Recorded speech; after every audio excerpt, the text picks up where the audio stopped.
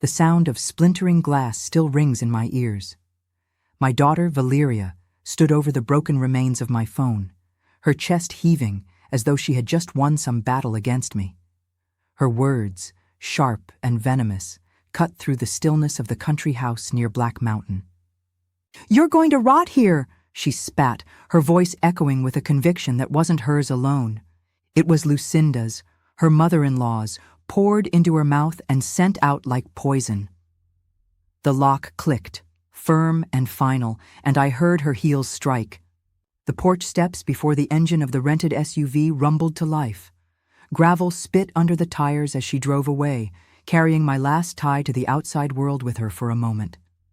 Silence pressed down heavy on the rafters. I sat at the edge of the old wooden chair, staring at the twisted carcass of my phone on the floor. It wasn't just a device. It had been my connection, my lifeline. And now it was nothing but shards, and metal scattered across the planks. I rose slowly, letting my fingers graze the walls I had painted with my own hands decades ago. This house had once been a retreat, a place where I believed family could come together, where summer evenings by the fireflies meant laughter and belonging. Now it had become my cell. At 66, my heart shouldn't have to pound like a trapped animal. Yet it did. I walked to the front door, pressing my palm against the deadbolt that now sealed me in. The metal was cold, indifferent, and final. I exhaled long and slow, willing my hands not to tremble. Then my eyes drifted to the corner of the living room.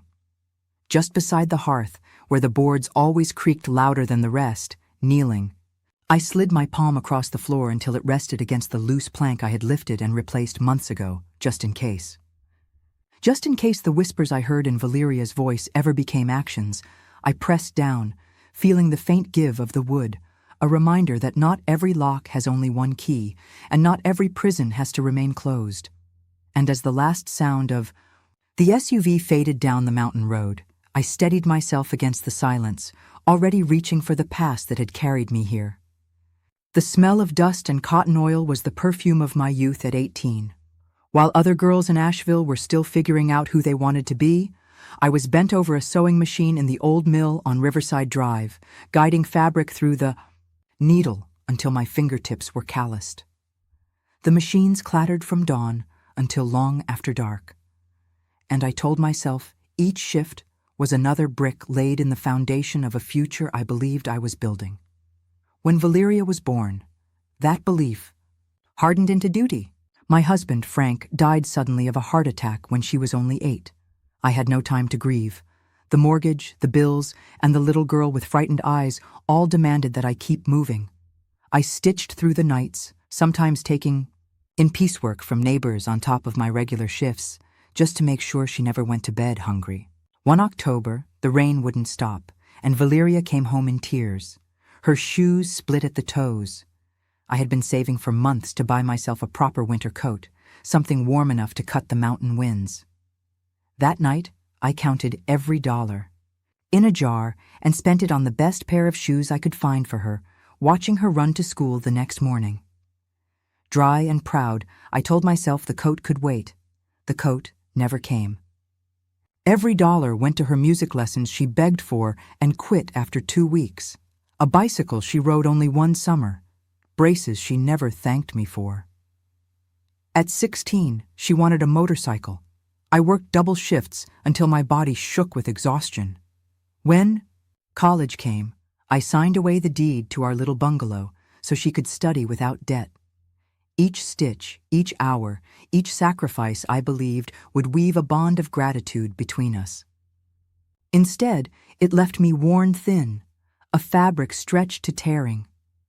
And now, in the silence of this locked house, I remembered every seam I had sewn for her, pressing my hand once more against the loose board in the floor. When Valeria announced she was marrying Thomas Whitmore, I told myself it was a blessing. He came from a prominent Asheville family, the kind that appeared in glossy brochures for real estate and local charities. I thought perhaps she had found stability, a chance to rise, higher than I ever could have dreamed. I stitched her wedding dress myself. every bead sewn with the hope that she would carry a piece of me into her new life. But from the first dinner with the Whitmores, I understood I would not belong in that circle. Lucinda, Thomas's mother, greeted me with a smile polished to perfection, one that stopped at the edges of her lips. She praised my humble work ethic the way one might admire an antique quilt, quaint, useful once, but outdated. Over coffee, she explained her family's rules of refinement, how to entertain, how to speak, how to carry oneself as a Whitmore. Each sentence was dipped in civility, yet each one rubbed away at who I was. Valeria absorbed it all with eager eyes. The girl who once giggled barefoot through our yard now corrected my posture at the dinner table, reminding me not to slouch like mountain folk. The cornbread and collard greens I had cooked since childhood were labeled old-fashioned, pushed. Aside for imported cheeses, Lucinda insisted were proper for guests. At first, Valeria still visited me in my bungalow, but even those moments grew rare. When she did come, it was always with a suggestion picked straight from Lucinda's lips. Redecorate in lighter tones. Stop hanging family quilts on the walls. Sell the old sewing machine taking up space. I laughed it off, telling myself it was just marriage adjusting her habits. Yet, I felt my daughter's voice slipping, overtaken by an echo that no longer belonged to us. By the second year, our Sunday dinners had thinned to polite lunches in restaurants, chosen by Lucinda. I sat quietly across the table, watching my daughter's laughter blend with her mother-in-law's, while my words dissolved into the hum of conversations around us. And it was in that silence that I began to sense the fabric of our bond fraying, stitch by stitch beyond repair. It began with small requests, the kind any mother would find hard to refuse. Valeria would stop by after work, sit at my kitchen table, and say she was a little short that month. $200 for a utility bill, $500 for a car repair. I would write the check without hesitation, proud I could still help her even after she had built a life of her own. But the amounts grew larger, the explanations thinner, a down payment needed to secure a bigger house. Travel costs for Thomas's conferences once. She asked for $3,000 just until next month. And I gave it, believing her promise. The repayment never came, and the silence around it settled heavy between us. Lucinda's hand grew visible soon after. She accompanied Valeria one afternoon, bringing a folder of documents with a voice that carried the certainty of someone accustomed to obedience. She explained that families of standing must prepare for emergencies. If I were ever ill, it would be far simpler if Valeria had power of attorney. That way, she said, medical and financial decisions could be handled without unnecessary confusion. Valeria looked at me with those pleading eyes I had always answered. I signed, my pen scraping across the paper, though something in me recoiled with each stroke. That night, I lay awake, staring at the ceiling of my bungalow. The sewing machine in the corner loomed like a sentinel of all I had endured to keep our lives intact. I thought of the mortgage payments, the nights without supper, the years of bending my back so she could stand taller, and now with a signature. It seemed I had handed her the keys to all of it. 2 days later, I walked quietly into a notary's office on College Street. With steady hands, I signed a revocation and arranged for it to be recorded with the county clerk. The official copy went into my safe deposit box at the bank downtown, beneath layers of documents no one but me had touched in years.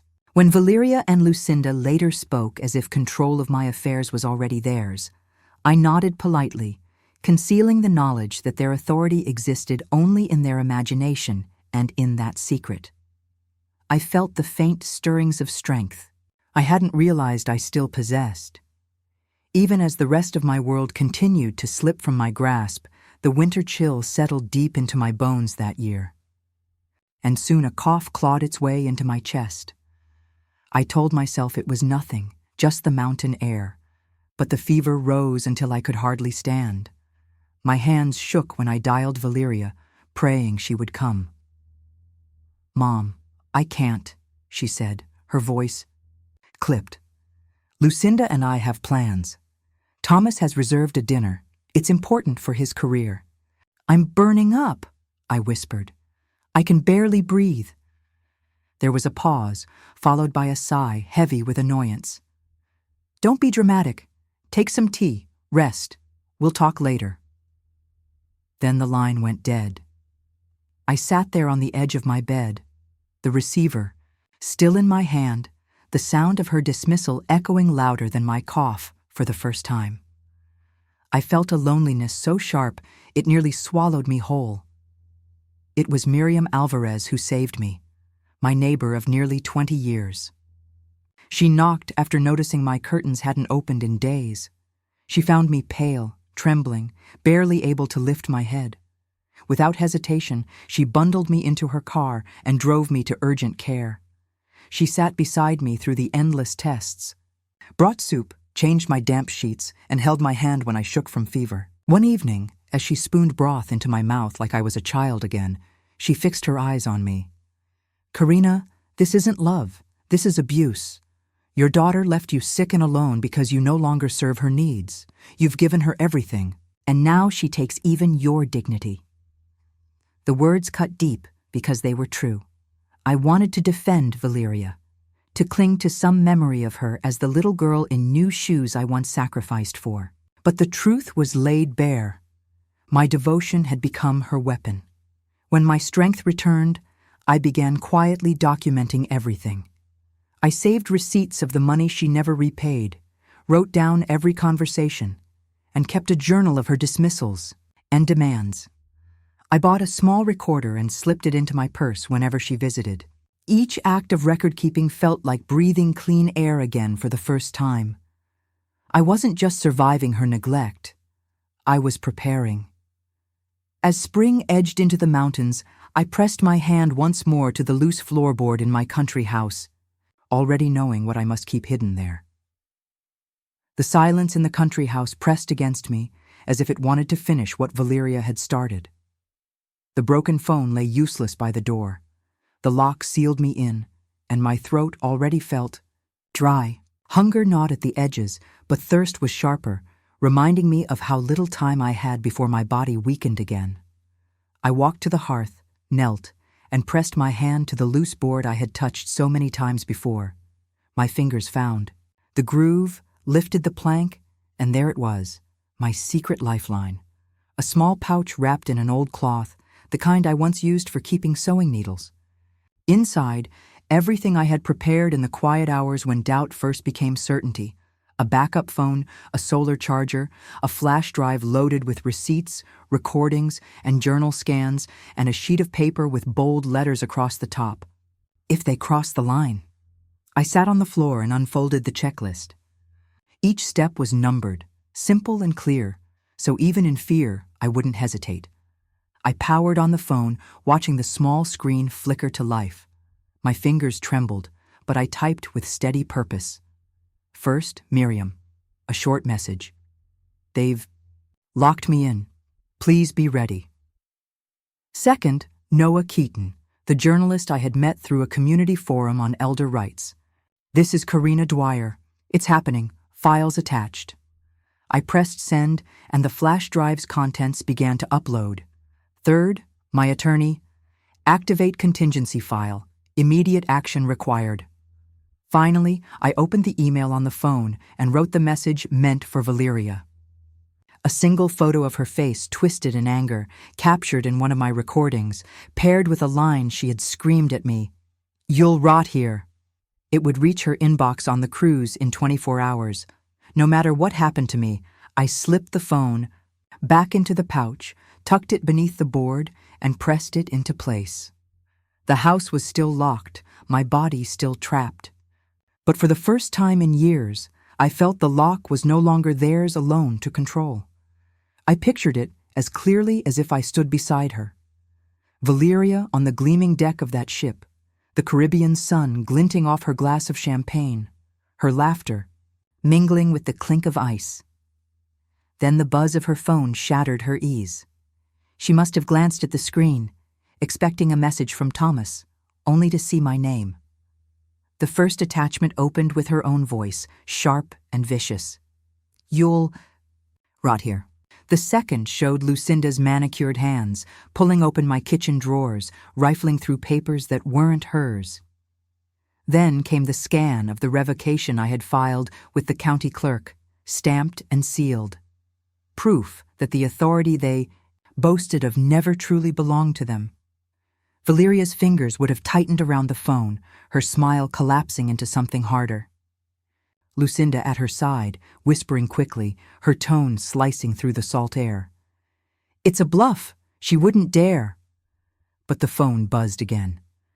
This time, a live feed opened, angled from my hidden camera by the window. 2 uniformed officers stepping onto my porch, knocking firmly, then circling the house to check every entrance. Their radios crackled, their flashlights cut through the early dusk. On that ship, I imagined Lucinda trying to calm her, insisting the police would find nothing. Yet the truth was already streaming across the ocean faster than the vessel could carry them away. Each second ticked louder, each vibration another nail pried from the facade they had built. I leaned back against the cool wall of the locked room, hearing only the faint creak of the house around me. My body still thirsted, but inside me something stronger had begun to rise. They thought distance was safety, that leaving me behind meant victory. But evidence travels farther than cruelty, and once released, it cannot be gathered back. By the time the officers entered the house, my plan was already in motion. And when Valeria's phone buzzed again, she would see that the storm she and Lucinda had unleashed was no longer mine to carry alone, but theirs to face. Head on. They came back sooner than I expected, their anger louder than the sound of their heels on my porch. The front door rattled under Valeria's fist before she stormed in, Lucinda close behind, her perfume sharp enough to sting. Their fury filled the air like smoke. "You think you're clever, don't you?" Valeria hissed, her voice raw from shouting. "Sending those files, humiliating us. You've ruined everything." I didn't answer.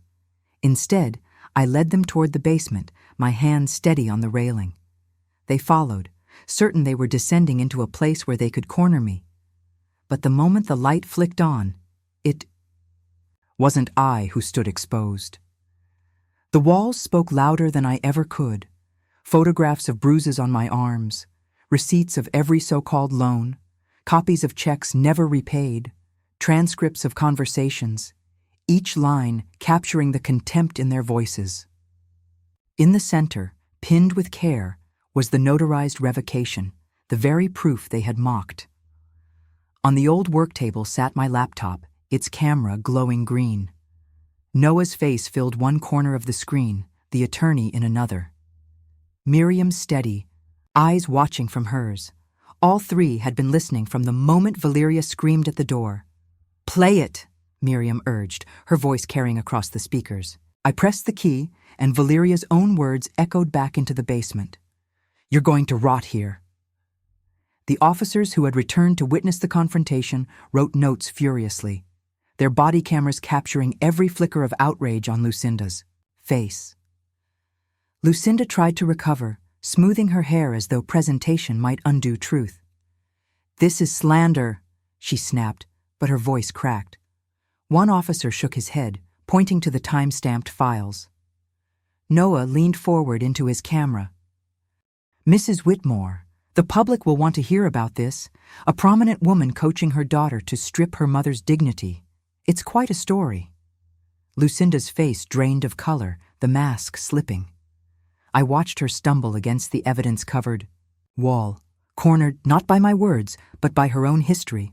And for the first time in years, I felt the weight shift from my shoulders to theirs, where it belonged. The weeks that followed moved like a storm and a clearing all at once. Papers were filed at the courthouse. The words, "Elder Financial Abuse," printed in bold where anyone could read them. Officers took my statements, and the files I had gathered for months became the backbone of a case no one could deny. Lucinda's downfall came first. The civic board she had presided over with polished airs voted to remove her, citing loss of public trust. Invitations to luncheons and charity galas dried up overnight. the woman who once scolded me for my backward ways now avoided the grocery store for fear of whispers. Valeria's punishment was quieter, but deeper. The bank froze the accounts tied to her power of attorney. And when she learned it had been revoked months ago, her voice cracked into disbelief. For the first time, she had no claim on me, my home, or my savings. She stood outside the courthouse one afternoon, eyes hollow, asking if there was still a place for her. I turned away. I had already made my choice. I met with my attorney and signed a new will. The estate I once imagined leaving to my daughter would now be split between a seamstress cooperative in Asheville and scholarships for single mothers at the university. My life's work would not vanish into greed, but grow roots where sacrifice still meant hope. On a soft spring evening, I set a simple table in my kitchen. Miriam sat across from me, her presence steady as ever, and beside her were two young seamstresses just beginning their journeys. We shared bread, laughter, and the kind of gratitude that needs no words. As I poured tea into their cups, I realized my house had never felt lighter. The locks on the doors no longer held me in. They kept peace within. And for the first time in a lifetime of stitches, I understood that freedom had always been mine to claim.